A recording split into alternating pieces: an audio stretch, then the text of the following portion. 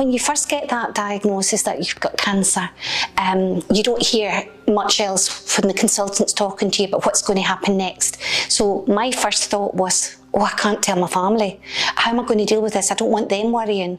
So I immediately remembered that Nicola and Penny were the people who sort of started off the project. So my first point of call was to actually send them a message and say, look, I've been diagnosed with cancer. Can you help? What do I need to do?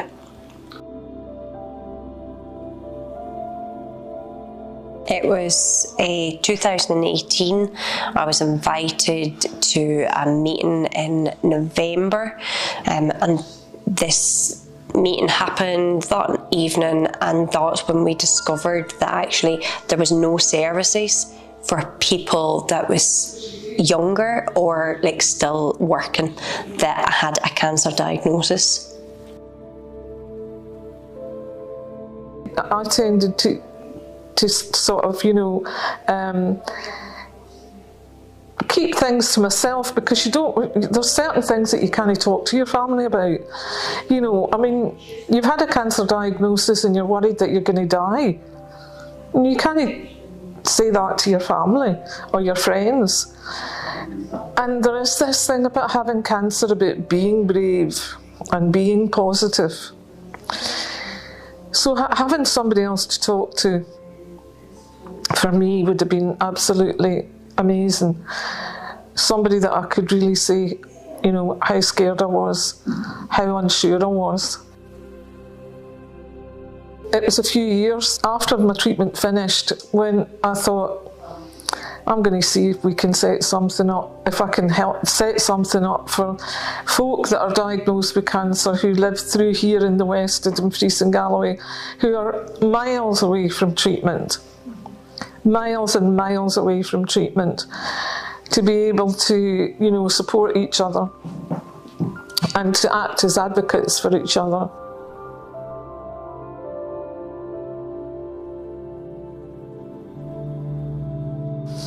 We have put in place things that we would have liked to have been in place when we were going through treatment. We provide all the care boxes because myself, I took sepsis when I was going through my treatment, so I was seriously ill. If I'd had an electronic thermometer to be able to check my temperature, I maybe, would have been alerted to that sooner.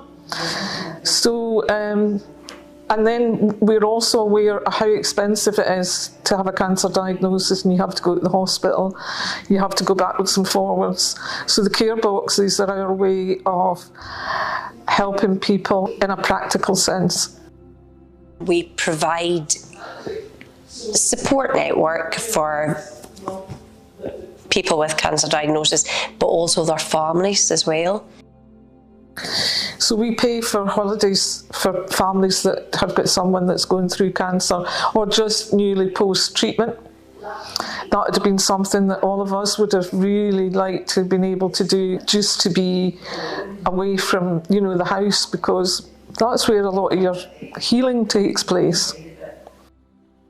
The volunteers, they're a big, massive part, and if it wasn't for them, the work absolutely wouldn't be done. We also do befriending, and that I think has turned out to be so successful. We do it over the phone, and we do it face to face, and we do it, for as long as somebody wants that befriending.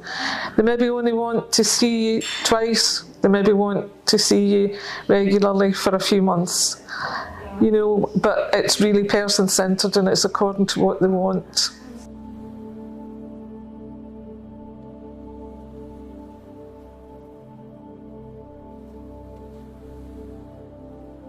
The biggest frustration that we have is that we can't do anything about the huge issue of travel.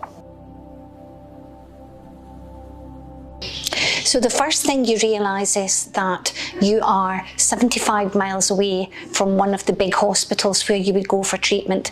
In actual fact, I went to Edinburgh, and that was a 300-mile journey. you've just come through half your chemo, and you get to Dumfries and you get on a bus, and then with everybody else that's going for the radiotherapy, and you go to Edinburgh. And you're in Edinburgh all week, and you have to stay there because you couldn't possibly travel it backwards and forwards every day. Sometimes that journey home took 5 or 6 hours because they have to stop and drop people off when we leave Edinburgh all the way back home to Stranraer. And then, so you're really ill because the treatment makes you really ill. And you've got this huge journey to face. But it's the cost involved. You know, your family takes time off their work, they take holidays, but the treatment takes so long that their holidays run out.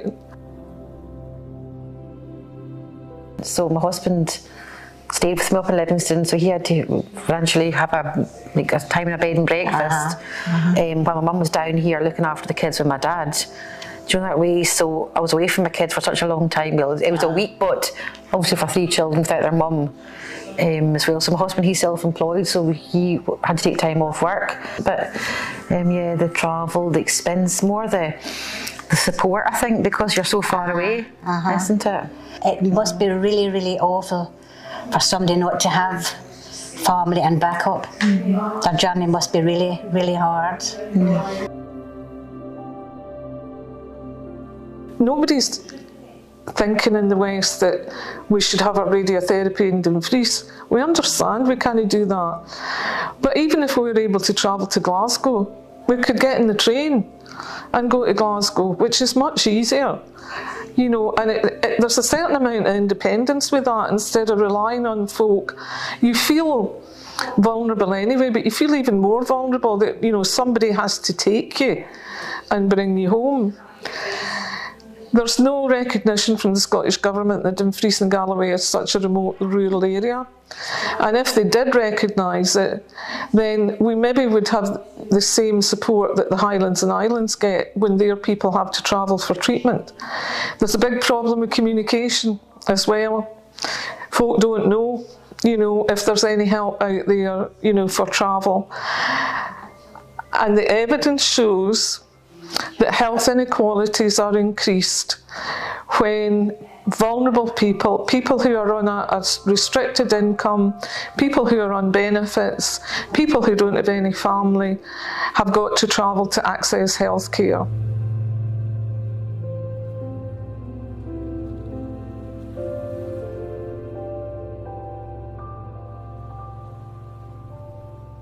A lot of people have nobody, they've got no family, they've got nothing. And it's a case of, it's a very, very scary thing. The word cancer alone is a very scary thing. I think the biggest thing was when I was in hospital to have the operation to remove the tumour. The hospital were fantastic, the NHS were brilliant. But I had to leave the room, my hospital bed, for 12:30 that day, and my family member couldn't pick me up until 4:30, and I was still, you know, sort of post-operation pain relief, etc., and a wee bit wobbly. So I messaged one of the women from Wigtownshire Women and Cancer, Nicola, and said to her, I'm going to have to sit in the hospital for 4 hours to wait for my sister to be able to come and get me, and I really want to just go home. So she had said, you know, she'd got back and said, don't worry, we'll get you home. I managed to get a volunteer driver to come and get me and bring me back home instead of having to wait till 4:30 on a cold winter's day. So that was amazing. Prior to Wigtownshire Women and Cancer, I honestly wasn't aware of what direction my life would go. I honestly had no idea. Everybody just thought, well, you've had your treatment and that is it. You're fine. But actually, in reality, I live with this every single day of my life. From the very first moment when I met with Penny and then Nicola, it was as if I wasn't the only person that was going through this. I think being part of it has helped me support other people. If that makes any sense, it gives me a purpose. It gives you a purpose as well, doesn't it? It does. You feel as if you're putting something back in. Yeah. You know what I mean? To help others that's coming along. You know, I felt as if like I had nobody to turn to, and that's why this organisation is so important, and it will be for future families because everybody's included. My worries don't sit here anymore, they're here. But it was Wigtownshire Women and Cancer that done that for me, because they honestly allowed me to believe in me again.